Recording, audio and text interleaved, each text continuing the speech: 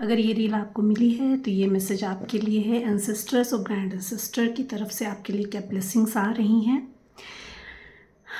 Past में you are heartbroken by someone, या तो वर्क प्लेस में हो सकता है या तो पर्सनल लाइफ में हो सकता है। Take the messages as it resonate. आपका हार्ट ब्रेक हुआ है and the heartbreak that comes, जो आया जो हुआ, that is for the betterment. एक वो लेसन लेकर आया था आपके लिए ताकि आप लाइफ में आगे ग्रो कर सकें, एज अ सोल आप आगे ग्रो कर सकें लाइफ में। So someone coming towards you with pure heart, pure love, very deep emotional commitment is coming towards you। बहुत deep emotional commitment आ रहा है आपकी तरफ, and you have to make the choice from the heart। दिमाग से नहीं decision लेना है, हार्ट से डिसीजन लेना है। ये आपके लिए मैसेज है। This person is a power house of love. जितनी भी एक्सपेक्टेशंस थी आपकी, वो एक्सपेक्टेशंस पूरी हो रही हैं। आपकी विश फुलफिलमेंट हो रही है। You may be seeing rainbows, horses, rainbows दिख रहे होंगे, हॉर्सेस दिख रहे होंगे, फेदर्स दिख रहे होंगे। तो अगर आपको फेदर्स, रेनबो और हॉर्सेस दिख रहे हैं तो दिस इज़ योर साइन। और आपको 666 दिख सकता है। आपको 396 दिख सकता है, 936 दिख सकता है, 669 दिख सकता है, 366 दिख सकता है, 663 दिख सकता है। अगर ये आपको एंजल्स नंबर दिख रहे हैं तो then this reading is for you.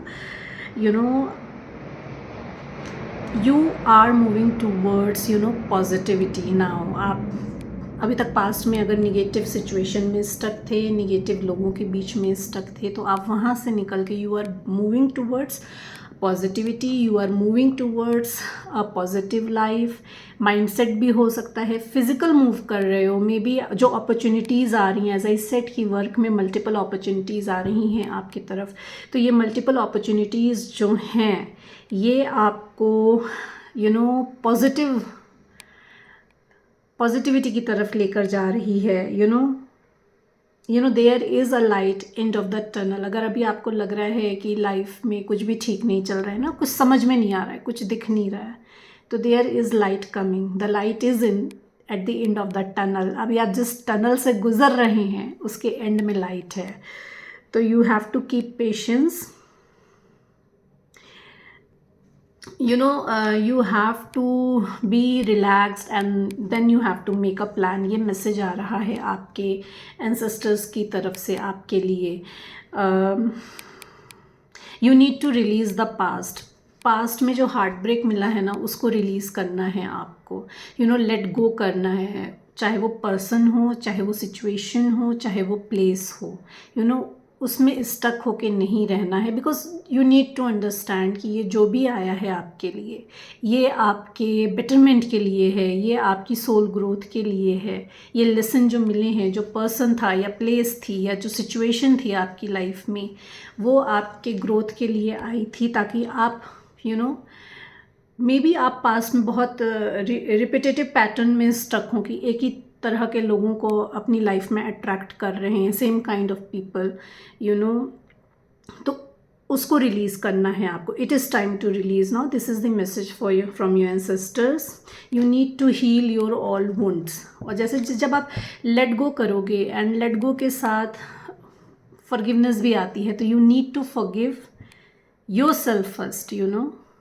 you need to forgive yourself first. Don't have to blame yourself कि I am the one to blame attracting same kind of people or same kind of situation in my life। नहीं, no, these are the lessons। okay, तो let go करना है, forgive करना है।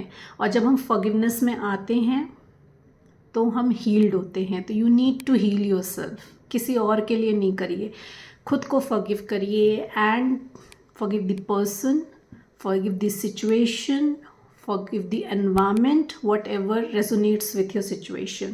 So these were the messages for you। 444 on the clock। you are divinely guided, you are divinely protected। So these were the messages from your ancestors।